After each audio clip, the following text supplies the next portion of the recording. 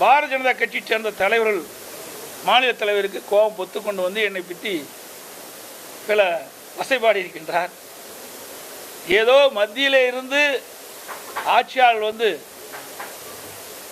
இந்த நாணயத்தை வெளியிட்டால்தான் அதுக்கு அவர்களுக்கு புகழ் கிடைக்கும் என்ற ஒரு தோரையிலே பேசியிருக்கின்றார்.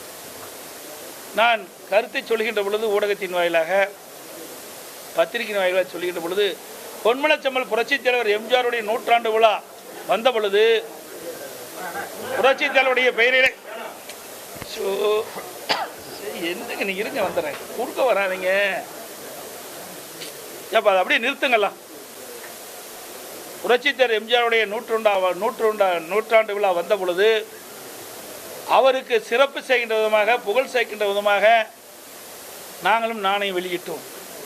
அப்பொழுது நாங்களே அனைத்து இந்திய அண்ணா திராவிட முன்னேற்ற கழக தொண்டன் என்ற முறையிலும் முதலமைச்சர் என்ற முறையிலும் நான் வெளியிட்டேன்.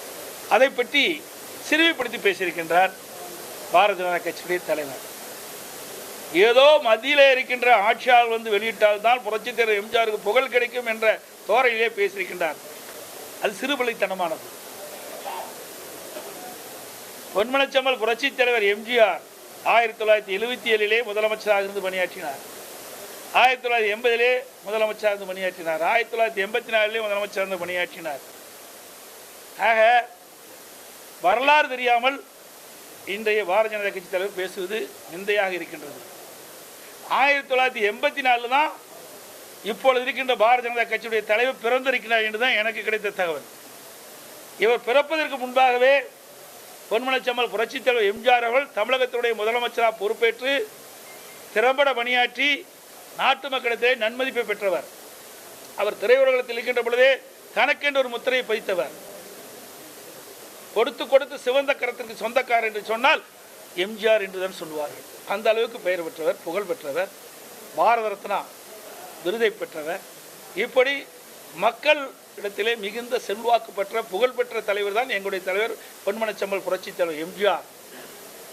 அந்த வரலாறு கூட தெரியாமல் நீங்கள் பிறப்பதற்கு முன்பாகவே ஆட்சியில் அமர்ந்த தலைவர் எங்களுடைய தலைவர் என்பதையும் இந்த நேரத்தில் நினைவு கூர்ந்து, அது மட்டுமல்ல உங்களுடைய தலைவர்களாம் அப்பொழுது எந்த பதவியிலும் இல்லை என்பதையும் இந்த நேரத்தில் தெரிவிக்க விரும்புகின்றேன். பொன்மனச்செம்மல் புரட்சித் தலைவர் எம்ஜிஆர் திராவிட முன்னேற்ற கழகத்திலிருந்து வெளியேற்றிய பொழுது புதிய கட்சி அதிமுக கட்சி துவங்கி மக்கள் செல்வாக்கு பெற்று முதலமைச்சரானார். 3 முறை முதலமைச்சரானார் புரட்சித் தலைவர் எம்ஜிஆர் அவர்கள். உங்களுடைய கட்சி தலைவரை போல அல்ல, பாரதிய ஜனதா கட்சி என்ற அடையாளத்தை வைத்துத்தான் உங்களுடைய கட்சிகள்லாம் வெற்றி பெற்று வந்திருக்கிறாங்க. அது மறந்துவிட வேண்டாம்.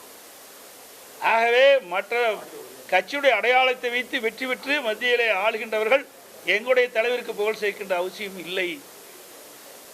இன்னும் சொல்ல போனால் காஷ்மீரில் யாரும் தெரியாது, ஜார்க்கண்டில் யாரும் தெரியாதுன்னார். இவருக்கு வரலாறு தெரியல. புரட்சித் தலைவர் எம்ஜிஆர் கொண்டு வந்த திட்டத்தை இந்தியாவில் இருக்கின்ற பல்வேறு மாநிலத்தில் கடைபிடிச்சிருக்கிறாங்க. அந்த அளவுக்கு சிறப்பான ஆட்சி செய்து மக்கள் செல்வாக்கு பெற்ற புகழ் வாய்ந்த தலைவர் பொன்மனச்செம்மல் புரட்சித் தலைவர் என்பதை நேரத்தில் நினைவுகூட கடமைப்பட்டிருக்கின்றேன். அது மட்டுமல்ல, கூட்டணி இருக்கிற போதுதான் மேலவையில் பல்வேறு மசோதாக்கள் கொண்டு வந்த பொழுது அதை நிறைவேற்றுவதற்கு அதிமுக தேவை. அப்பொழுது அதிமுக நல்லா இருந்தது. இப்பொழுது இவருடைய உறவை முறிக்கின்ற பொழுது அதிமுக கெட்டதாக தெரியுது. இதுதான் பாரதிய ஜனதா கட்சியினுடைய இரட்டை வேடம் என்பதை இந்த நேரத்தில் நினைவு கூற கடைபிடிக்கின்றேன்.